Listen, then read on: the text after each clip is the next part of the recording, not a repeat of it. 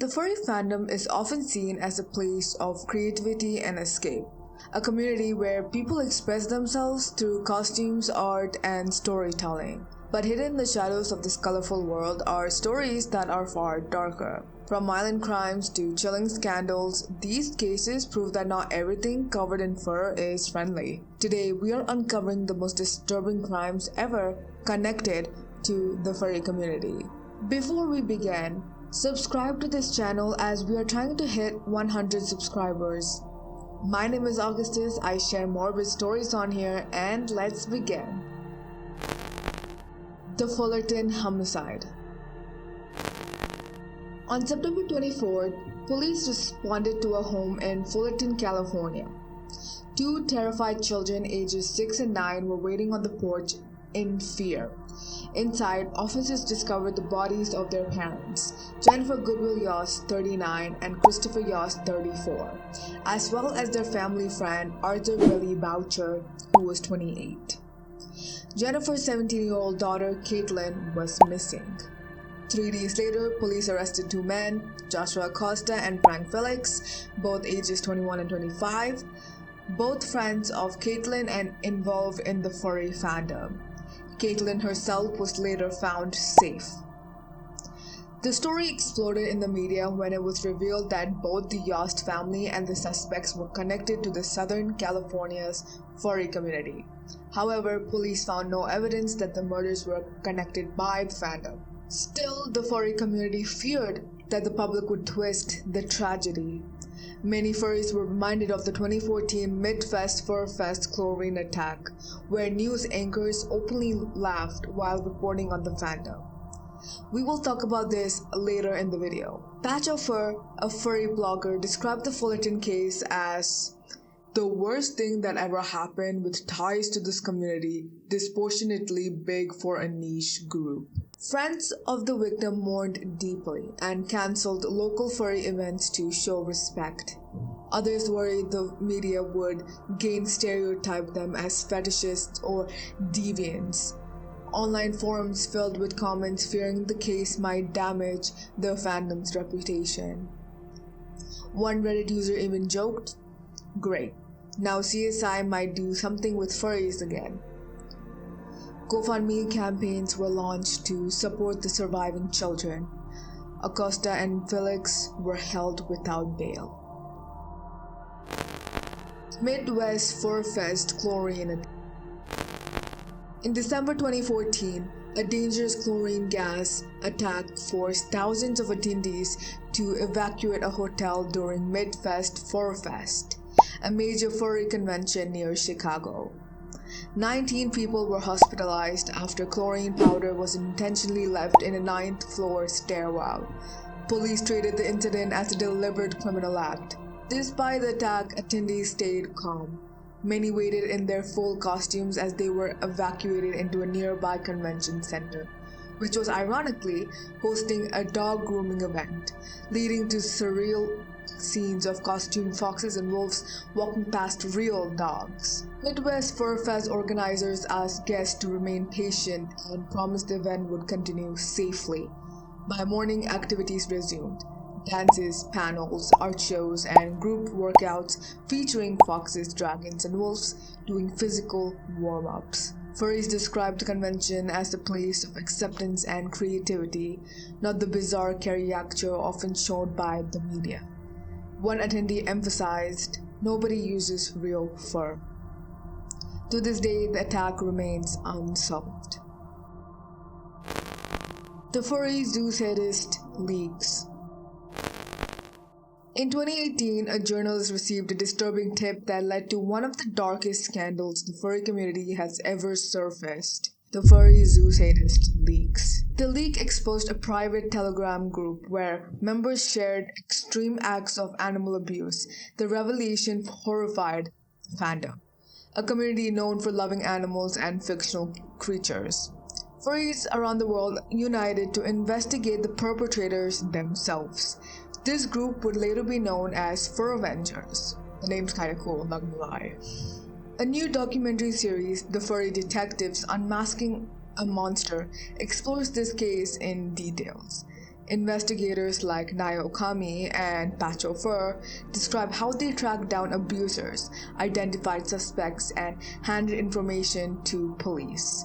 One suspect, the furry YouTuber Kiro the Wolf, was accused but later cleared by police after his electronic devices showed no evidence of wrongdoing.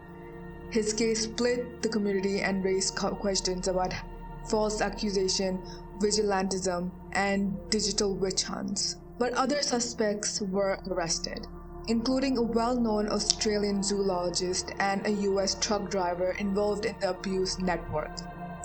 The Furvengers' work led to global police action, but it also sparked backlash from some furries who feared cooperating with law enforcement. Despite threats, doxing, and backlash, the investigators continued, believing they were protecting animals and the fandom. The furry party abuse ring. In June, Pennsylvania, police arrested Jeffrey Harvey after he attempted to meet a 13-year-old child who turned out to be an undercover federal agent. This arrest uncovered a horrifying network of child abuse. Some members wore full animal costumes during the assaults, referring to these gatherings as furry parties. One of the main offenders were Kenneth C. Fensky, who was 57 and wore a red fox suit and forced the victim, a young boy, to wear a Tony the Tiger costume during the abuse. Investigators later arrested several others. David Parker, who was 38, admitted to abusing a child starting around the ages 2 or 3. Craig Knox, who was 35, arrested in Virginia after flying pit. Stephen M. Taylor, charged with bestiality and abuse. Authorities believe more offenders may still be unidentified. It's important to note that these crimes were committed by individual predators, not by the furry community as a whole, and the fandom strongly rejects these acts. Researchers report that less than 15% of furries own full suits and even fewer are involved in any fetish content. Most furries are harmless hobbyists, artists, gamers, and creative fans. The young victim from this case is now receiving therapy and living with a foster guardian. Crimes against a child in Vancoufur.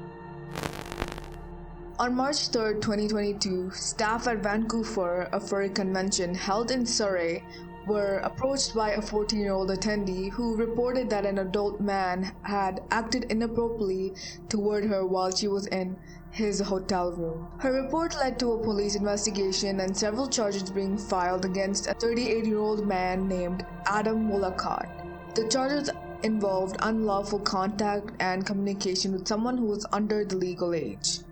Wolacott was supposed to go to trial in Vancouver Provincial Court, but instead he chose to plead guilty to 5 of the 9 charges brought against him. According to the statement of facts read in court, Wolacott first came into contact with the girl through a Facebook group for the furry community back in late 2019. At the time, she was only 12 and he was 35. She had messaged him because she liked the character head he used as his profile picture. Very shortly after they began talking, the conversation shifted into areas that were not appropriate. Even after she told him her real age, despite knowing all of this, he continued the communication. Over time, the girl developed emotional attachment toward him because he frequently complimented her and told her things that made her feel appreciated. According to the court documents, the communication between the two eventually led to several in-person meetings. These took place at public parks in Burnaby, at the townhouse where Wolacott lived, and later at his hotel room during the Vancoufur convention. During their first meeting at a park, Wolacott behaved in a way that was completely inappropriate for someone her age. The girl later told investigators she felt confused and unsure how to act. At a later meeting at his townhouse, things escalated further into contact that was not lawful and not appropriate for a minor. The girl explained that she felt uncomfortable and embarrassed throughout the interaction. She also described his room to police, mentioning that one wall was filled with collectible figurines and another lined with comic books. She recalled him showing her an item she found unusual and disturbing. On March 3, 2022, during the Vancoufur convention, the girl went to his hotel room when Woolacott tried to initiate further inappropriate behavior. She told him she didn't want anything like that to happen and became upset. She left the room shortly after. Convention staff immediately contacted Survey RCMP, and the girl provided a detailed statement to police the same day. A few days later, she gave another statement to Burnaby RCMP as the case was transferred to them. Police then executed a search warrant at Woolacott's residence, collected electronic devices, and took photographs of the scene.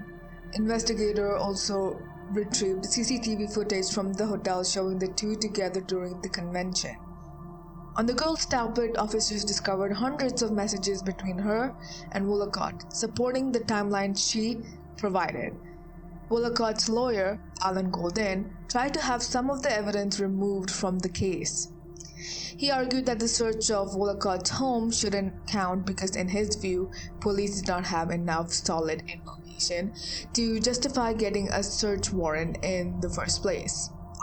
On August 26, 2022, Judge Donna Senov agreed that the warrant should not have been approved and that the search was technically unlawful. However, she did not remove the evidence from this case. In a later ruling, Judge Senov explained that the officers were not acting intentionally or improperly. They believed they were following the law because they did have a warrant, and a warrant is normally assumed to be valid. She said this meant the officers acted in a good faith. The judge also pointed out that the police likely could have gotten the same evidence through another legal method, which made the mistake less serious.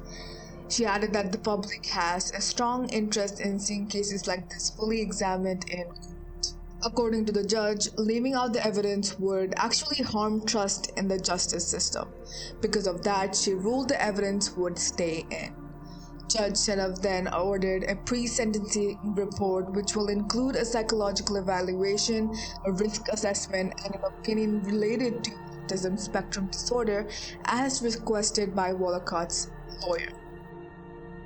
The Pittsburgh FurryCon domestic arrest. One incident that gained widespread attention in the furry community took place at a furry convention in Pittsburgh, where a guest was arrested following a domestic disturbance. According to the police report, officers were called to a hotel connected to the convention after witnesses heard a heated argument coming from one of the rooms. When police arrived, they discovered signs of physical altercation between two attendees who were in a relationship. Authorities determined that one party had allegedly become aggressive, leading to injuries that, while not life-threatening, were serious enough to require immediate intervention. Police interviewed witnesses, reviewed hotel security footage, and arrested the individual believed to be responsible. The suspect was taken into custody and charged with offenses relating to domestic assault and disorderly behavior. Convention staff cooperated with law enforcement, and the individual was immediately banned from the event and future convention associated with it. This incident sparked conversation within the community about safety, mental health, and importance of reporting concerning behavior early, especially during the crowded convention where tensions can run high. Many conventions have since strengthened their security teams, added clear reporting procedures, and upgraded their codes of conduct to prevent similar incidents. Rainfurrest collapse. Rainfurrest, once celebrated as one of the largest furry conventions in Seattle, reached its peak in 2015 with over 2,700 attendees. What was meant to be a weekend of creativity, costumes, and community soon became a chaotic and destructive nightmare. Reports from hotel staff and attendees painted a picture of complete disorder. Toilets were deliberately sabotaged, flooding entire floors. Towels were jammed into hot tub pumps, causing damage to hotel facilities. smoke detectors were disabled, and hallways were littered with soiled diapers, prank items, and other debris. The convention, which attracted a wide array of fans, artists, writers, and performers, quickly became a hotspot for misbehavior.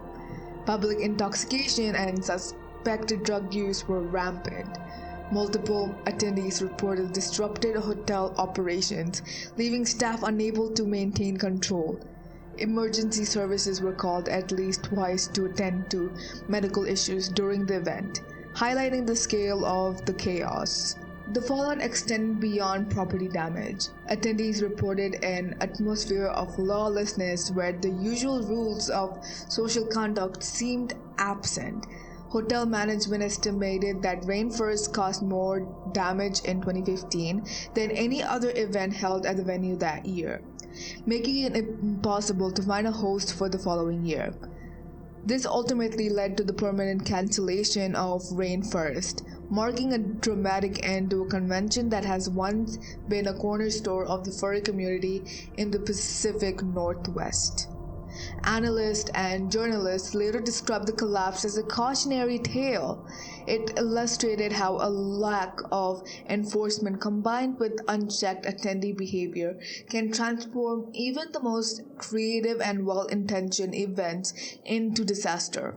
Rainfurrest serves as a reminder of the thin line between fandom, celebration, and uncontrolled chaos, a line that in 2015 was crossed in a spectacular and unforgettable way.